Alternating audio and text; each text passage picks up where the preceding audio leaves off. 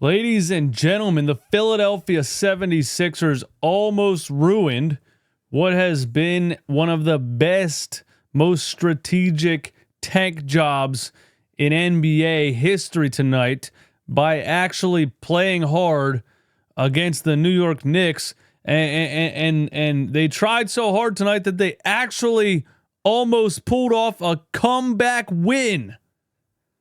But they tanked right at the end, just in time to keep the tank alive. I'm going to talk about all of that on this video. But first, this is brought to you by our friends at BetUS. Right now on BetUS, you can get a 150% deposit bonus on your first deposit and 125% deposit bonus on your next two, up to $2,000 by using promo code YouTube150. If you think the Sixers have a shot at getting into the top of the draft, here is the 2025 NBA Draft first pick overall odds on BetUS. Cooper Flagg is a minus 1,500. Dylan Harper, the point guard for Rutgers, is at a plus 800. And Ace Bailey, who I personally think would fit better with this 76ers team at this point than his teammate Dylan Harper, is a plus 2,200.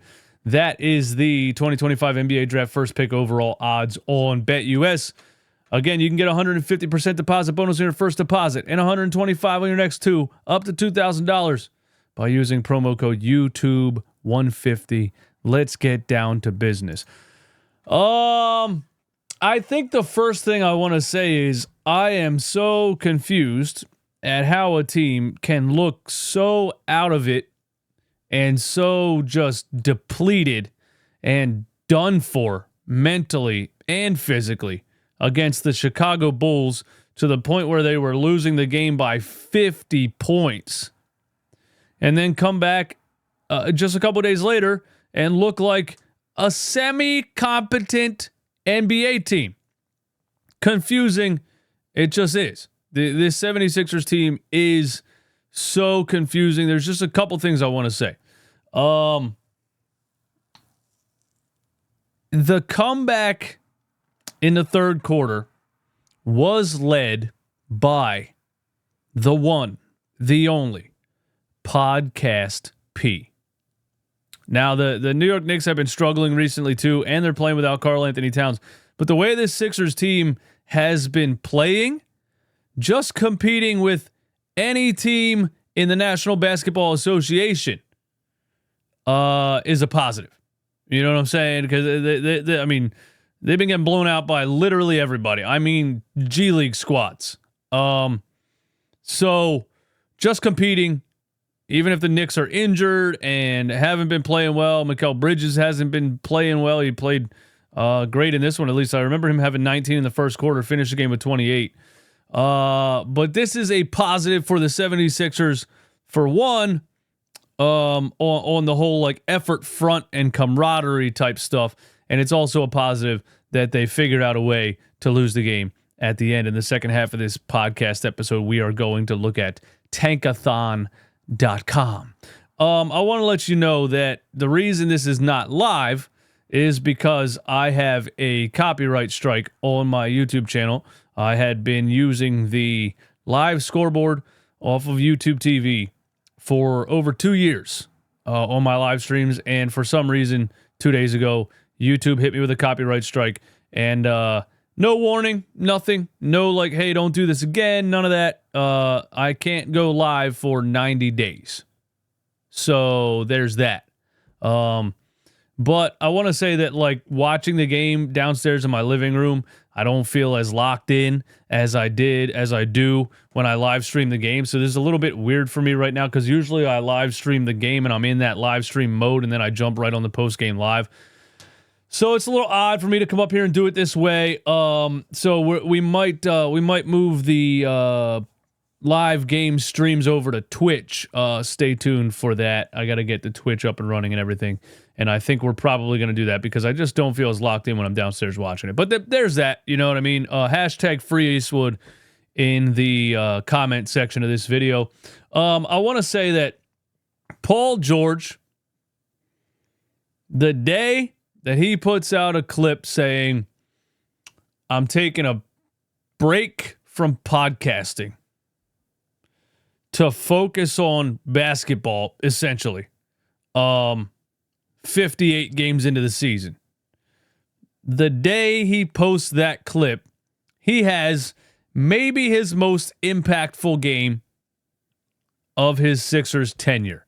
Now, let's not overrate it. He did have a 30-point game against the Cleveland Cavaliers a month or so ago, but he's looked really terrible since then. Really terrible. I mean, below role player level. They've been blaming it on injuries, the pinky, he's getting injections, he's in so much pain.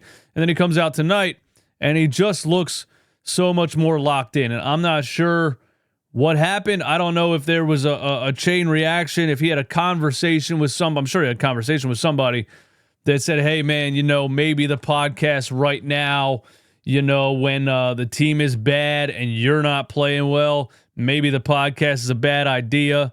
Philly fans generally hate you if you look at the internet at all. It's not hard to find. Maybe take a break from the podcast, and try to lock in a little bit more on the court. And it does seem like he was more locked in and giving more effort in this game than he has for the past, maybe the whole season so far. So I guess, retired podcast P is back to being a full-time NBA player. He did have 25 points in this game, and he did pretty much single-handedly drag this team back into the game in the beginning of that third quarter. Now, I don't want to go nuts with it because he is a make-or-miss player. The shots were going in. Don't go crazy and think that you're going to get this consistently from Paul George over the next how many games, because we've seen it before. When the shots fall, you can see his eyes kind of light up. You can see him start to get confident. And that's when he goes on these runs. He had like a stretch of 7 straight points in the beginning of that third quarter that helped the Sixers claw back into this. They looked as lifeless as they have the past couple of months in the first half of this game, really. It was like a 16-point game midway through the second quarter. We just felt like they're going to get blown out. Here we go again. This team is trash.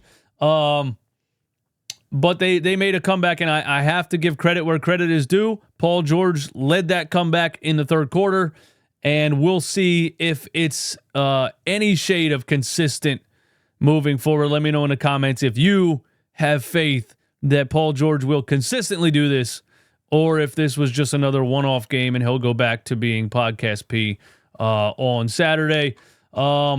Shout out to Tyrese Maxey. He dropped a 30-piece. He's having some kind of issue with his finger. He was 0 for 10 from 3.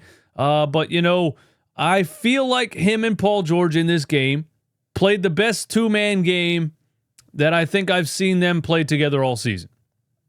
They were feeding off of each other. They didn't seem like they were taking turns. They seemed like whoever had the hot hand was rolling. It had a lot to do with Nick Nurse's lineup decisions, too, in the third quarter. But Paul George, the beginning of the third, Maxey finished off the run the second half of the third with a run of his own.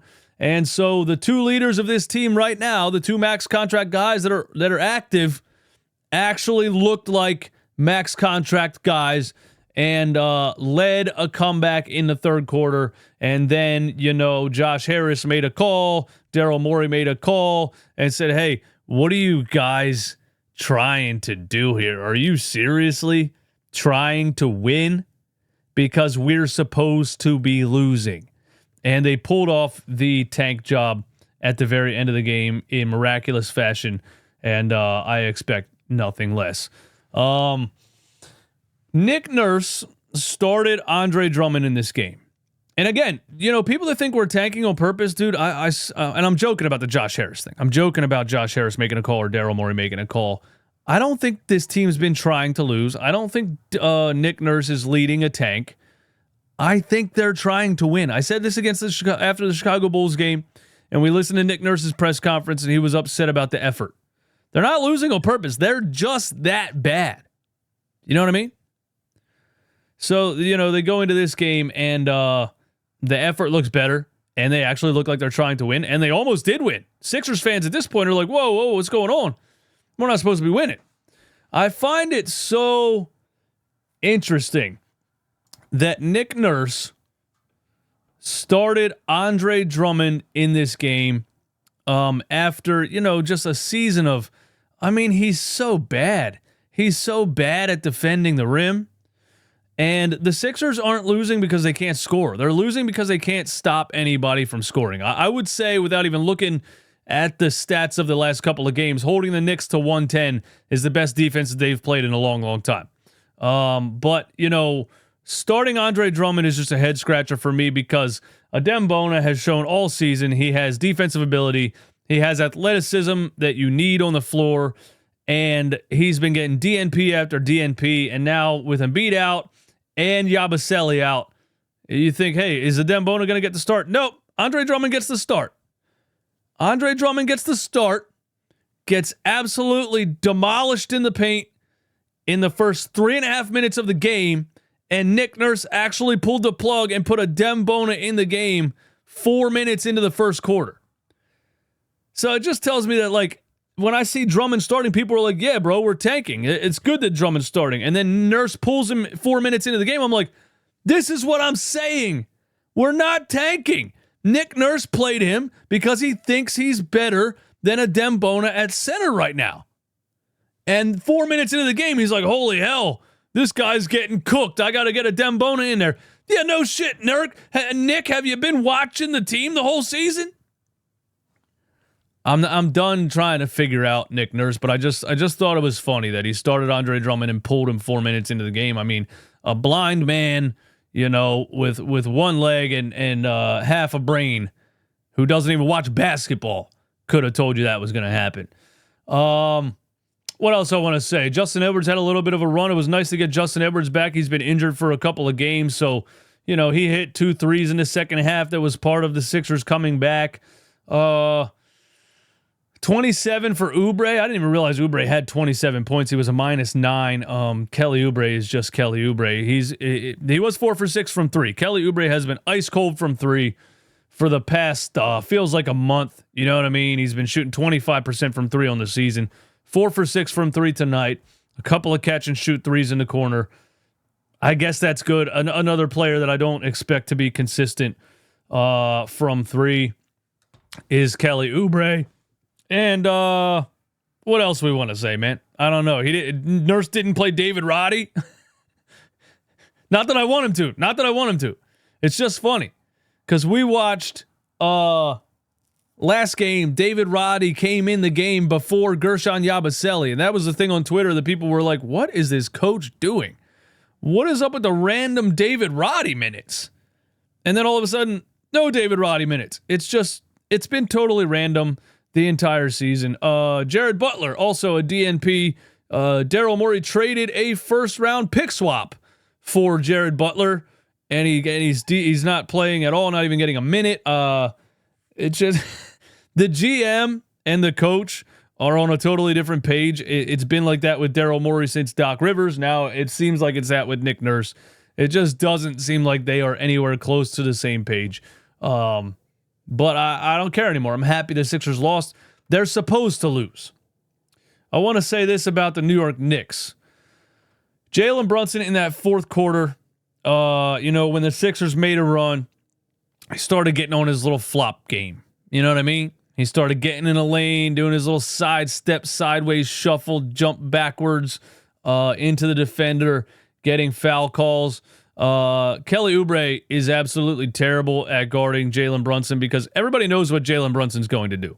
And the ESPN broadcast was talking about Jalen Brunson.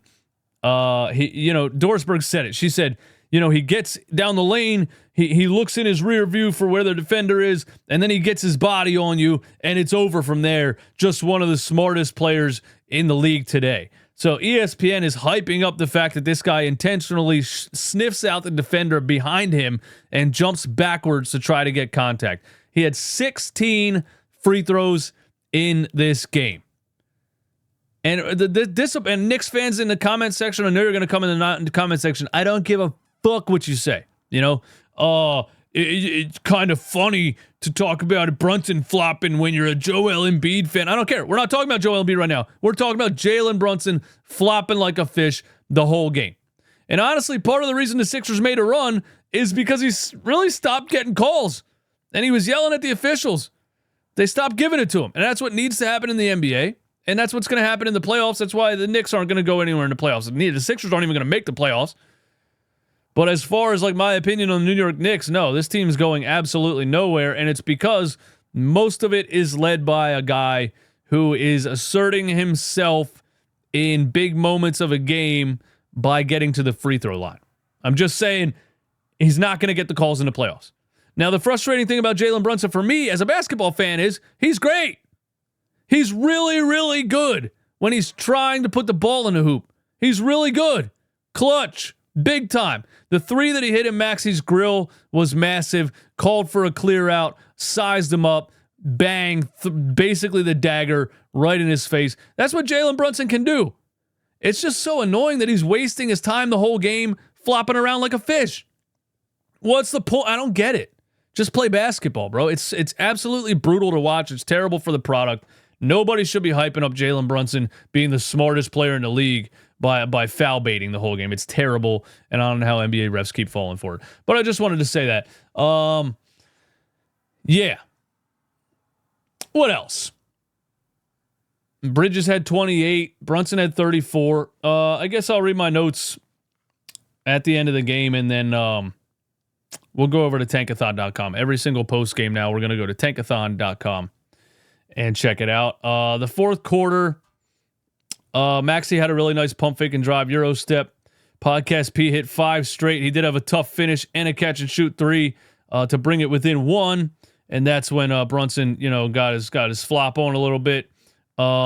Justin Edwards defends Jalen Brunson a lot better than Kelly Oubre. Kelly Oubre is not a smart player at all.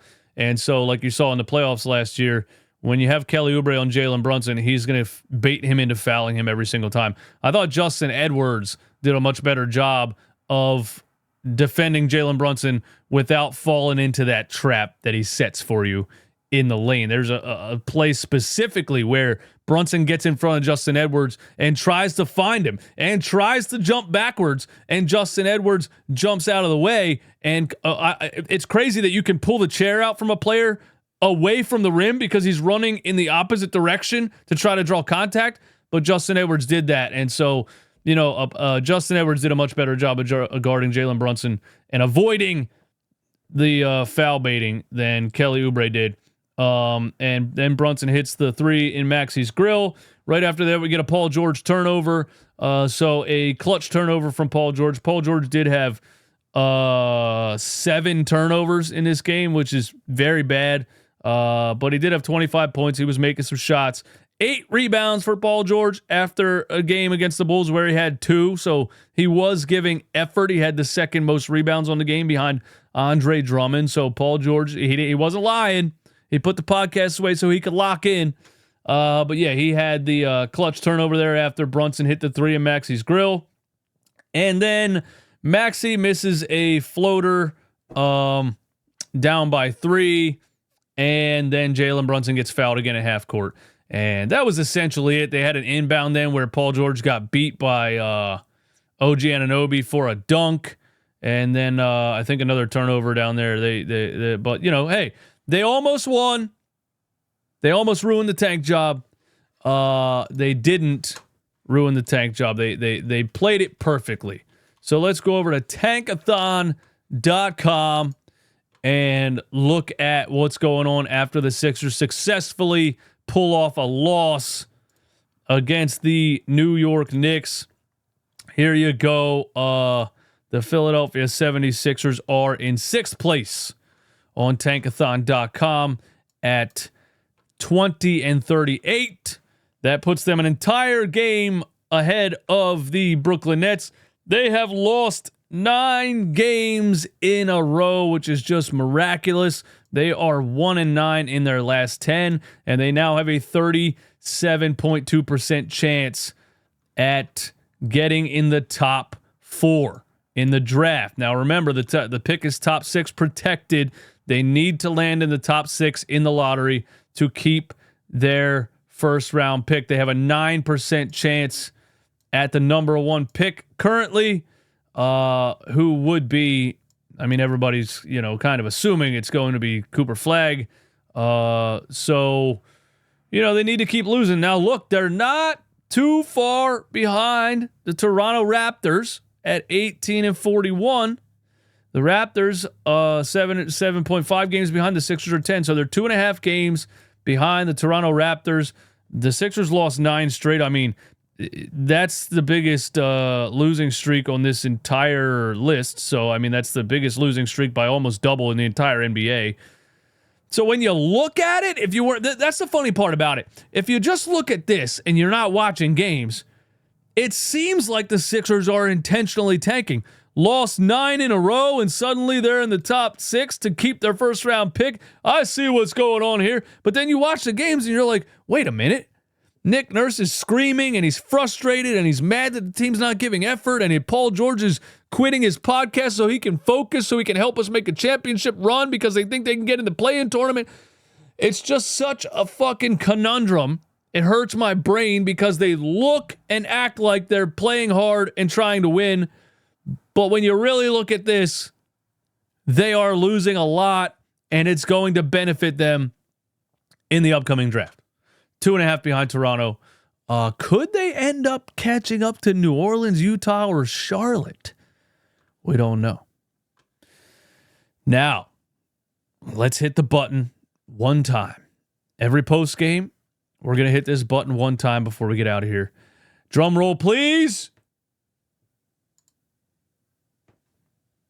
And the Philadelphia 76ers get the number 3 pick in the draft.